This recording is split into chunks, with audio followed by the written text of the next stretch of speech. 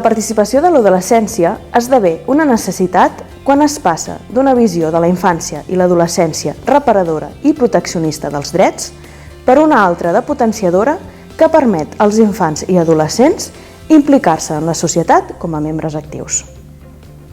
Aquesta participació es justifica per 3 raons.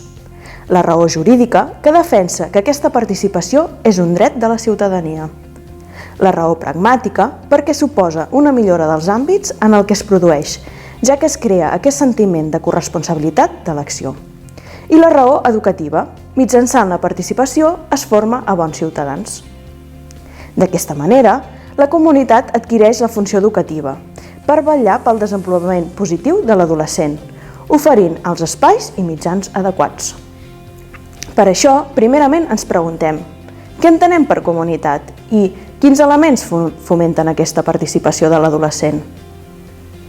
Entenem per comunitat tot el conjunt de contextos físics i socials on es desenvolupa l'adolescent, com ho són la família, el grup d'iguals, els espais d'educació formal i no formal, la cultura, la localitat de residència, els mitjans de comunicació i entre d'altres associacions de persones on participa l'adolescent.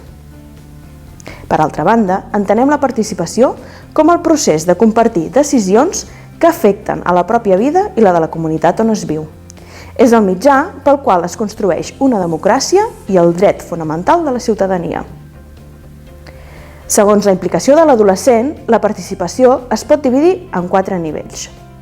En el més baix, en la participació simple, l'individu és consumidor d'una proposta participativa. En canvi, en el nivell més alt, situem la metaparticipació, entesa com la consciència dels mateixos joves del fet que el seu rol participatiu té rellevància en el seu procés de desenvolupament.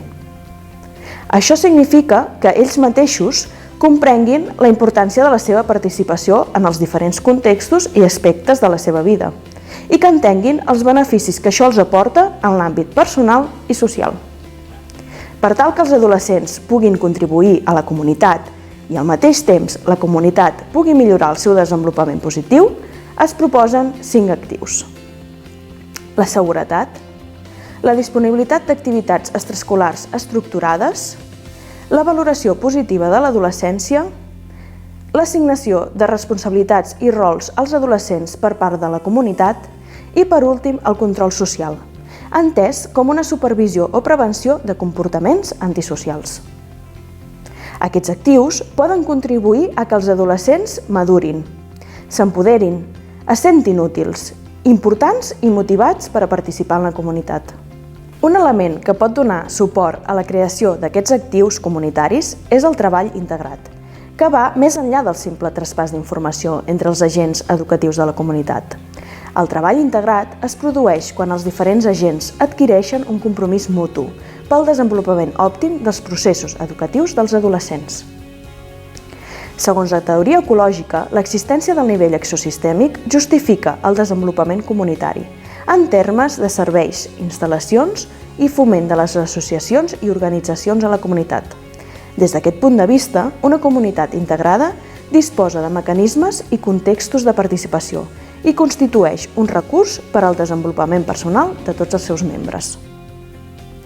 El procés pel qual es sosté la participació activa indica que la comunitat ha de proporcionar mitjans per informar, escoltar i involucrar els adolescents en les accions participatives.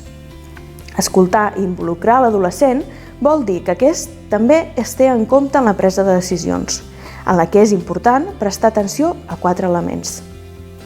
Proporcionar un espai per crear oportunitats i motivar-los a expressar els seus punts de vista. Escoltar la seva veu, promovent l'expressió de les seves opinions. Apropar-los a l'audiència perquè es considerin les seves aportacions. Garantir la influència en la comunitat de les propostes acordades. Amb tot això, com podem promoure la participació dels adolescents a la comunitat de forma més concreta? Es mostren 5 propostes.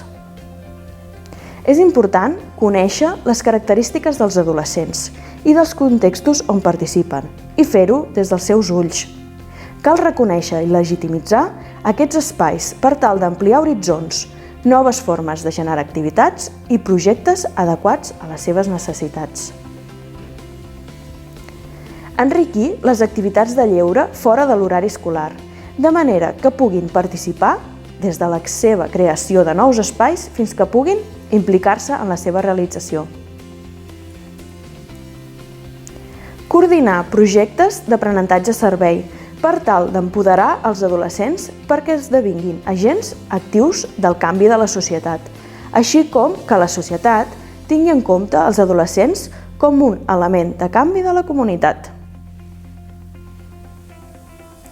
Partir del treball integrat entre els agents de la comunitat, produint una aproximació entre aquests i cercant aliances entre els tipus d'educació formal, no formal i informal.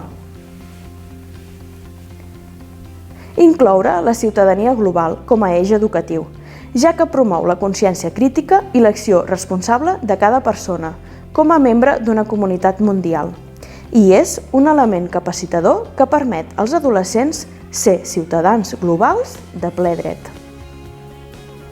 En definitiva, els adolescents, com a membres de la comunitat i com a subjectes de dret, són part implicada a la societat i, per tant, participen en ella. Per això, és important crear comunitats que ofereixin mecanismes i contextos de participació en els que s'inclogui els adolescents des de la seva gestió per tal d'afavorir el seu desenvolupament personal i social i esdevenir membres actius de la societat.